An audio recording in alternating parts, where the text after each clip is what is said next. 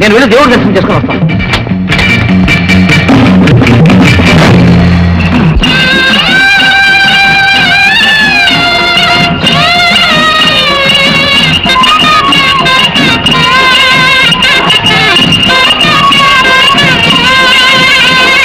ఇలను నీతి నిలువకున్న అయ్యా నీకు మహిమేది,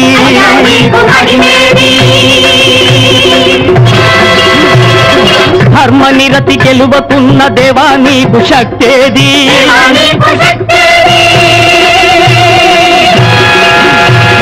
పుణ్య పాపమొకటైన పూజలకు ఫలమేది, అవయ్యా మా తండ్రి, అవయ్యా మా తండ్రి, అవయ్యా మా తండ్రి, అవయ్యా మా తండ్రి, అవయ్యా మా తండ్రి, అవయ్యా మా తండ్రి, అవయ్యా మా తండ్రి, అవయ్యా మా తండ్రి.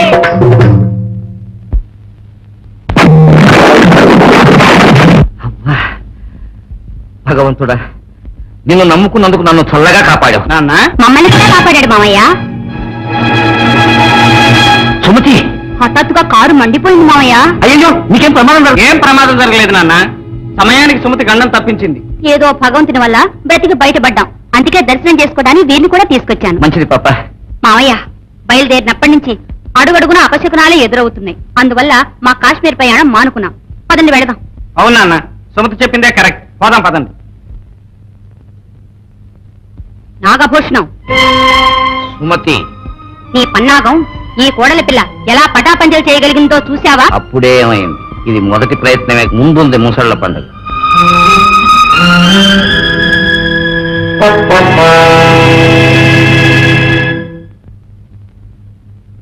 ఊరంతా తగలడిపోతున్న చిరునవ్వుతో ఉండేవారే, ఈ మధ్య మీ ముఖంలో ఆ చిరునవ్వే కనపట్టలేదు. సరుకు కూడా గుర్తుగా పుచ్చుకోవడం మానేశారు. ఊరు తగలడుతుంటే ఉండే ఆనందం మన కొంపే తగలబడిపోతుంటే ఎలా ఉంటుంది? అబ్బాయి గారికి అమ్మాయి గారికి అంపకాలు చెప్పే వరకు నాకు మనశ్శాంతే లేదు సుబ్బయ్య. ఆ ఉన్నవాళ్ళు మీ కొడుకు కోడలు కాదని తెలిసిన తర్వాత ఇంకా వాళ్ళు మన ఇంట్లో ఎందుకు బాబయ్య? మీరు అనండి, తెల్లాసరికి వాళ్ళ సేవలు కూడా కనపడకుండా చేసేస్తాను. పిచ్చివాడ, ఇంట్లో ఉన్న మనుషులు అకస్మాత్తుగా మాయమైతే ఊళ్ళో వాళ్లకు మనం సమాధానం చెప్పుకోవాల్సి వస్తుంది. అలాంటి పరిస్థితి నాకు రాకుండానే వాళ్ళని హతమార్చాలి. అది ఎలా కుదురుతుంది బాబయ్య? ఎలా కుదురుతుందో నాకు తెలుసు, కానీ ఎప్పుడు కుదురుతుందో ఆ భగవంతుడికి తెలుసు.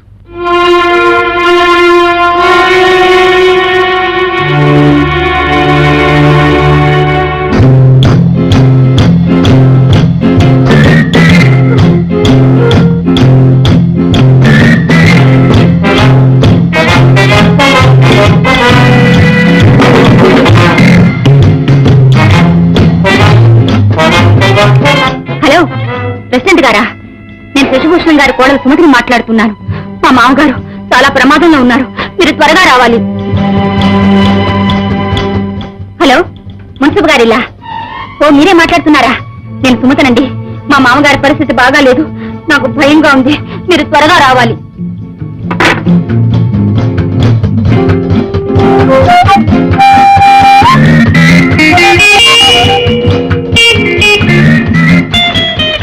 రండి రండి, సమయానికి వచ్చారు.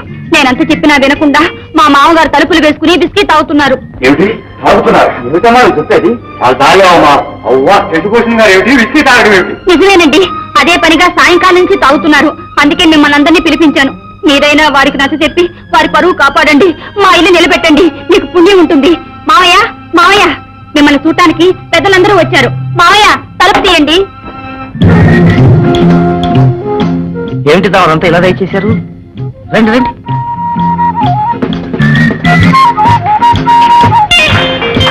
కూర్చోండి. ఏమిటి ఇలా వేళగాని వేళ మా ఇంటికి వచ్చారు? ఏదైనా చాలా అత్యవసరమైన విషయమా?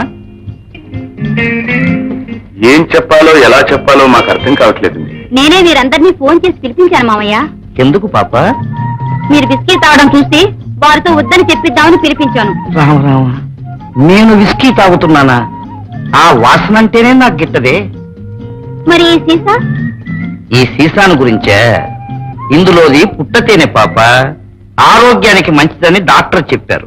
కాకపోతే మా సుబ్బయ్య విధవ ఈ సీసాలో పోశాడు. మీరు కాస్త రుచి చూడండి.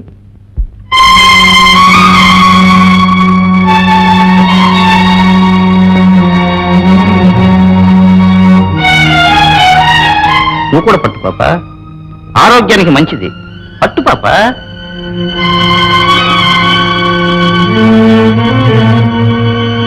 ఎంత పని చేసావమ్మా? ఇలాంటి ధర్మాత్ములు లోకంలో 100కే కాదు, 1,000 కూడా ఒక్కరు ఉండరు. ఇలాంటి వారిని అనుమానించడం మహాపాపమ్మా. ధర్మాత్ముడే పుణ్యమూర్తి వారి ఊళ్ళో పట్టడం నిజంగా మేము అంత అదృష్టం. అలాంటి ధర్మాత్ముల మీద ఎలాంటి అబంధాలు వేయటం ఏమీ బాగలేదమ్మా. పాప తొందరపడింది, పెద్దవాళ్ళ మనం సర్దుకోవాలి. అర్ధరాత్రి వేళ వచ్చి మిమ్మల్ని ఇబ్బంది పెట్టినందుకు మమ్మల్ని క్షమించండి. వస్తామండి. పర్వాలేదు రండి. సెలవు తీసుకుంటాం. మంచిది, వెళ్ళండి. పాప, నన్ను అల్లరి పెట్టాలనుకున్నావు, పాపం నువ్వే అల్లరి పడ్డావు. అప్పుడే ఏమైంది? ఇది మొదటి ప్రయత్నమేగా, ముందుంది ముసళ్ళ పండగ. నీకా నాకా చూస్తారుగా. చూద్దాం. కష్టపడ్డావు, వెళ్ళి పడుకో.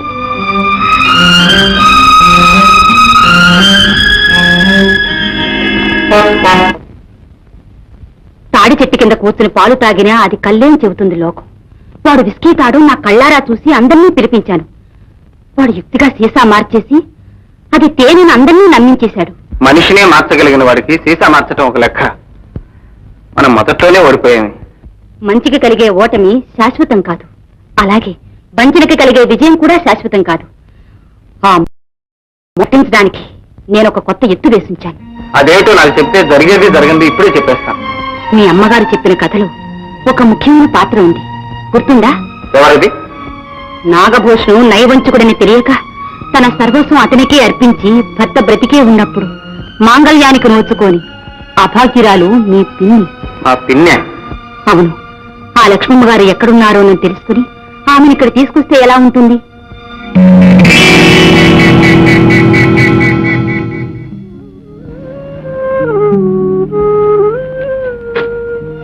లక్ష్మి, మీరా? రండి రండి బాబా, కూర్చోండి.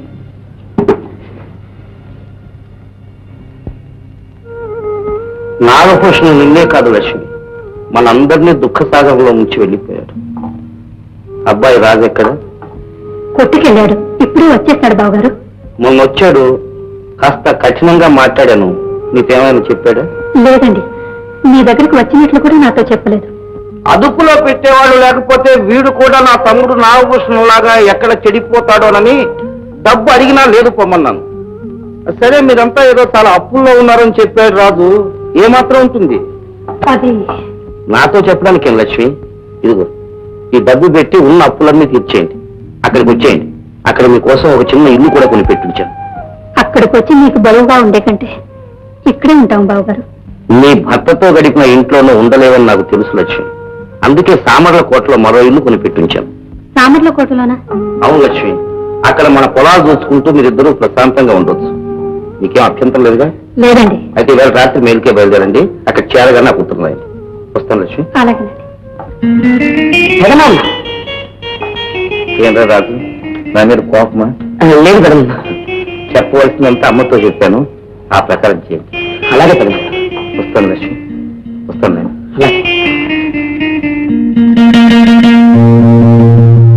జాగ్రత్త లక్ష్మి. అలాగేనండి. అమ్మా, టైం అయిపోయింది, నేను వెళ్ళి బయట తీసుకొస్తాను. త్వరగా తీసుకురా బాబు. అలాగే.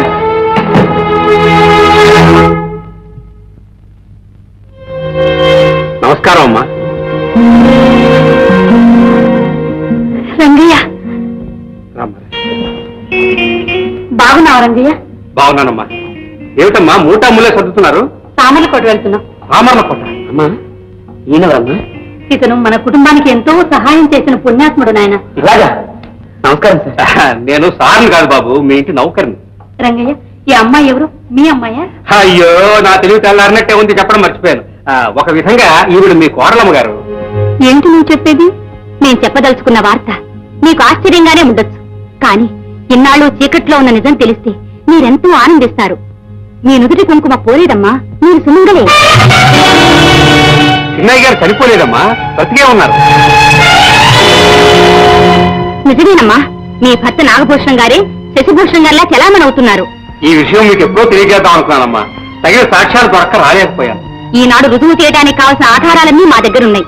అందుకే ఈ శుభవార్త ధైర్యంగా మీకు చెప్పాలని వచ్చాం. అబద్ధం, వారు నా భర్త కాదు, మా బావగారు. మా పెద్దనాన్నగారి మీద మీరు ఎందుకు అభిమానం ఇస్తున్నారో మాకు అర్థం కావట్లేదు. ఆయన ఎంత మంచివారో తెలుసా? ఈ ఉదయం వచ్చి మా అప్పులు తీర్చి మా చేతికి డబ్బిచ్చి తామరకోటలో మీ ఇద్దరు హాయిగా ఉండండి అని చెప్పి మరి వెళ్ళారు తెలుసా? చూశారమ్మా, ఇన్నాళ్ళు మీ మీద దయాదాక్షిణ్యాలు ఈ రోజు చూపిస్తున్నారంటే మీరే ఆలోచించండి అమ్మా. మేము మిమ్మల్ని కలుసుకోవాలని అనుకున్నది ఎలాగో తెలుసుకుని మిమ్మల్ని ఇక్కడి నుంచి పంపించేస్తే రహస్యం ఏనాటికి బయటికి రాదని ఎత్తి వేసుంటాడు. అమ్మా, చిన్నతనం నుంచి మీ ఉప్పు తిని మీ ఇంట పెరిగిన వాడిని. మీతో అబద్ధం చెప్పాల్సిన అవసరం నాకేం లేదు. నన్ను నమ్మకపోతే పోని అన్నపూర్ణమ్మ గారిని నమ్ముతారా? అక్క ఇప్పుడు ఎక్కడున్నారు? తునిలో ఎదురుదీసులో ఉంటున్నారమ్మా. ఈ విషయాలన్నీ వారే మాకు చెప్పారు. సుమంగళిగా చనిపోతే చాలని ప్రతి స్త్రీ భగవంతుడి కోరుకుంటుంది. కానీ భర్త బ్రతికుండగా పసుపు కుంకుమలకు మీరు దూరం కావడం ఎంత ఘోరమమ్మా. అవునమ్మా, భోగభాగ్యాలతో వెలిగే ఆ కుటుంబం ఇవాళ దిక్కులేక నడివీధిలో పడును.